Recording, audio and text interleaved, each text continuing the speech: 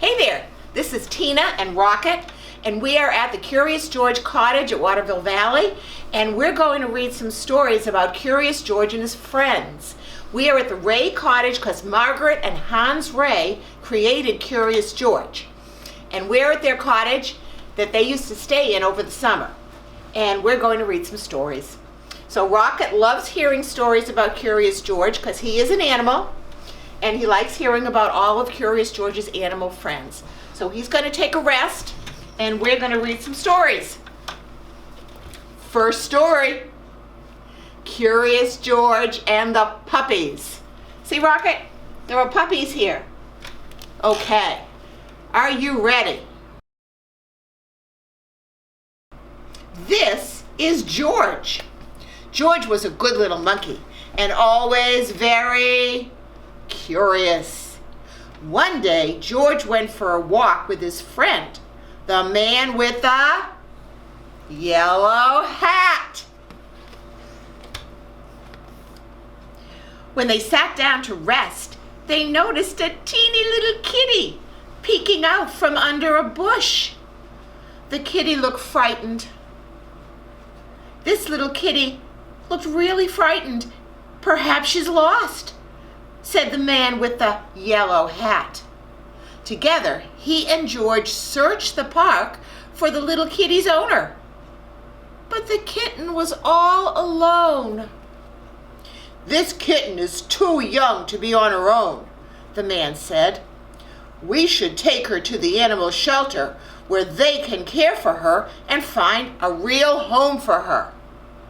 So, George and the kitty and the man with the yellow hat drove to the animal shelter. The director of the shelter was glad to see them. It was good of you to bring the kitty here, she said. We will be happy to take care of her. George gave the kitty to the director. Then he and the man with the yellow hat walked inside. Come in, the director said, but watch where you step. We have a large litter of puppies, and one has gotten out of his cage. We're still looking for him, so please be careful. She closed the door quickly behind them.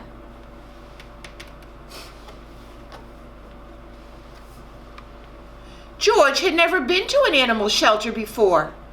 Animals of all kinds were being cared for here. George saw bunnies and cats and turtles and even guinea pigs. He even saw a snake.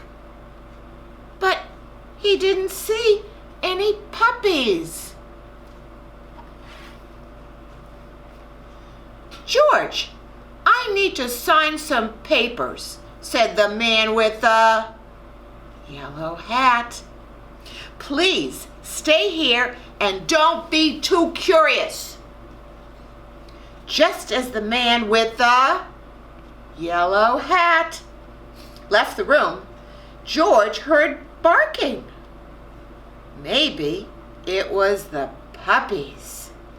But where was it coming from? George was curious. He followed the barking noise and found a room full of dogs. There were yellow dogs and spotted dogs and sleek dogs and fluffy dogs.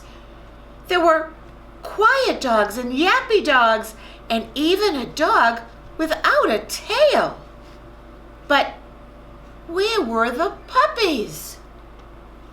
Then George saw a little wiggling tail. Then another and another.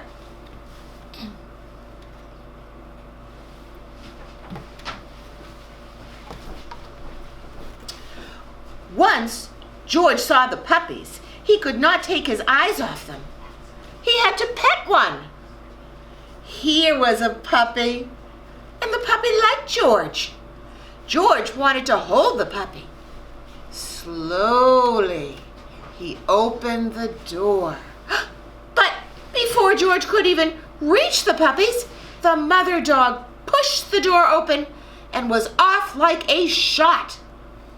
George tried to close the door after her, but the puppies were too fast. There was nothing George could do. Puppies were everywhere. Puppies hid under the desk. Puppies barked at the bunnies, and one puppy played with a telephone cord, and another climbed on top of the cage to watch the others get into mischief. Soon, all the dogs were barking, and all the cats were meowing, and all the bunnies rustled into the corner of their cage.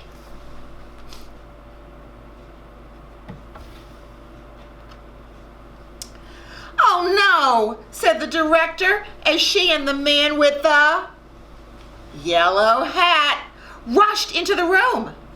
Now, all the puppies are out. The man with the yellow hat helped the director gather up all the puppies and put them safely back into their cages. Soon, all the animals settled down and were quiet. Except for one, who was still barking. It was the mother dog. What was she barking at? There was nothing here but a door. There must be something on the other side of the door, thought George. He opened the door. What was there? It was the missing puppy.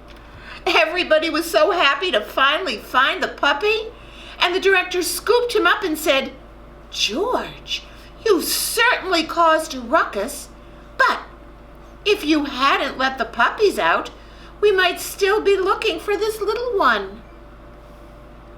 Then she gave the puppies and their mother a snack. "These puppies are now big enough to go live with families who will take care of them," she said. "Do you want to take one home with you, George?"